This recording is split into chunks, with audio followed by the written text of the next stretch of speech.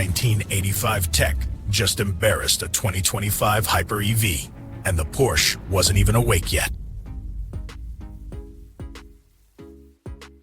You're rolling with a guy who's been elbow deep in flat sixes since the Berlin Wall was still standing. If it's got pistons, I've probably bled on it. Today we're cracking open the 5 most over-engineered Porsches of the 80s machines, so wild they make today's plug-in wonders look like golf carts with Wi-Fi. No spreadsheets, no bore you to death stats, just stories from the asphalt. Let's start in '87. Porsche drops the 959 on an unsuspecting world. Group B is dead, Dakar's calling, and Stuttgart says, "Hold my Weissbier." They weld a space frame tub, slap on Kevlar bodywork lighter than your prom date's dress, and stuff in a twin-turbo 2.8 that sings like a chainsaw on Red Bull. But the real insanity?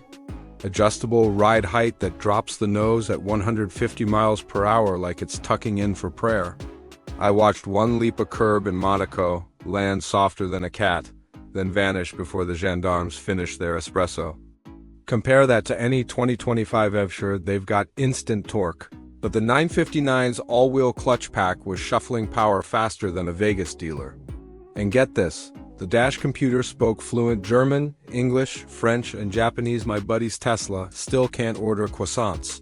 Number 4 takes us to the 944 Turbo S. Yeah, the poor man's Porsche, except this one's got a brain.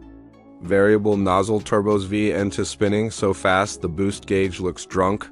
Porsche spent 3 million marks just making sure the wastegate didn't hiccup. I drove one from Stuttgart to the Nürburgring at 4 a.m. The thing cornered like it was offended by physics. Today's turbo EVs, they spool silently.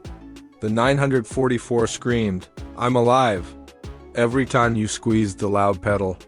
Third slot goes to the 928 GTS, the Grand Touring missile nobody asked for but everyone secretly wanted. Front engine, water-cooled V8, transaxle in the back for 50/50ths weight. Porsche basically built a German Corvette that could outrun a Ferrari and still carry your mother-in-law's luggage, the wizardry. A mechanical yoga instructor that kept the rear tires glued during liftoff oversteer. I once chased a 512 BB on the Autobahn. The Ferrari driver waved white hankies when the 928's pop-ups flipped up like middle fingers. Now, number 2. This one hurts. The 1988-911 Carrera 3.2 with the G50 gearbox. Sounds tame, right? Wrong. Hydraulic clutch, synchros machined to tolerances tighter than a banker's wallet. And a flywheel so light the engine revs like it's late for prom. Porsche spent 2 years just teaching the shifter to snick into third without a chirp. I autocrossed one against a brand new GT3 RS. The old girl danced circles until the modern tires cried uncle. Over-engineered? They gold-plated the dog teeth for crying out loud. Alright, deep breath. Number 1. The 1986 Porsche 944 16 valves, dual overhead cams, sodium-filled exhaust valve stuff Ferrari was still sketching on napkins. Balanced shaft so smooth you could rest a coin on the valve cover at Redline. I kid you not, my uncle used one to mix paint in the trunk. Came out smoother than Sherwin-Williams, and the kicker nobody mentions, the magnesium oil pan. Magnesium. One rock strike and you've got a Roman candle under your butt. Porsche said, worth it. That's 80s over-engineering. Solve a problem nobody had, then set the forest on fire doing it. So here's the gut punch. Every one of these dinosaurs still laps modern hypercars on backroads because soul can't be measured in kilowatt hours. Your move, 2025 build something that scares us, makes us laugh, and leaves rubber scars on our hearts.